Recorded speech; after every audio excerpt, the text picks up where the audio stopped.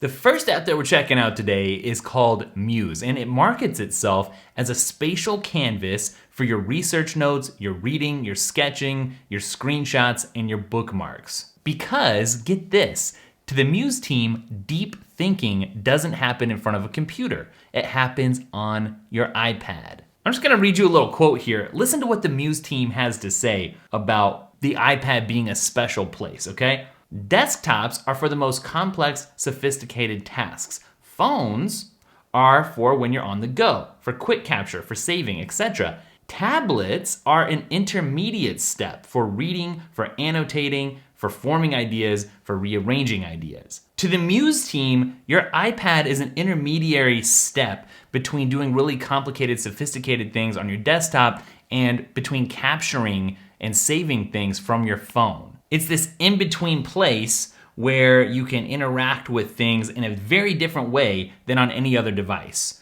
including with the Apple Pencil. That's a huge part of the Muse experience. In my mind, Muse is the closest thing to a digital whiteboard as you can actually get, a place where you can just throw all kinds of things, move them around, and actually come in and annotate things just like you would on a real digital whiteboard, except it has some digital superpowers. It's like a whiteboard on steroids. So you can tap to turn on or off the tools. There's a place where you can add things like a board, a photo, a file, some text, or paste something. But what Muse does is it gives you some cards, and you can pinch into and zoom back out of each of these cards. Here's an empty board. I can say, hi, and then I can get out of that board. Here's a text card, so I can come in here and actually do some more typing, and then I can get back out of that. It's very iPad native. What I mean is, it's made for pinching and zooming and gestures and touch and the Apple Pencil. And then all of these cards can be stacked and arranged. And then you can use your Apple Pencil to come in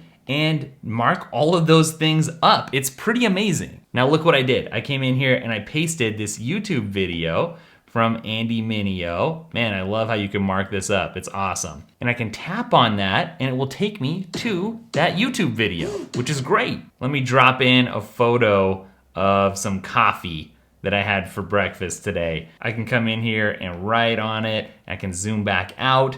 I think you're starting to see how this is very different than other iPad apps. I do wish, however, that I had taken the time to install a Paperlike on this iPad because it feels weird without it. I've gotten so used to it that it's just not as good of an experience without my Paperlike. You forget after using it for a while how Paperlike it actually is and how unpaperlike the iPad is all by itself without that screen cover. But when you really need to get into an idea or a topic and do some planning and things need to be messy, then this is a place that will actually let you connect things in a very fluid way without being too rigid.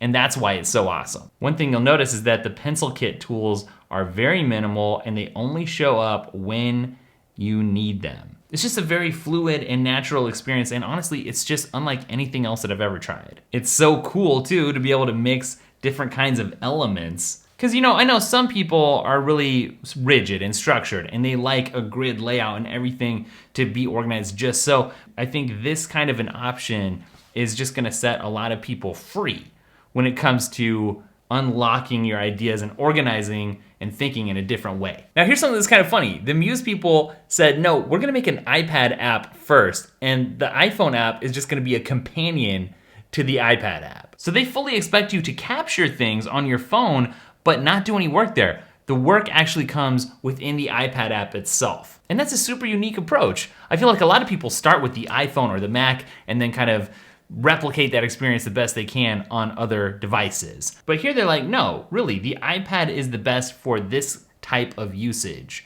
And the iPhone actually plays a useful, a necessary, but supporting role.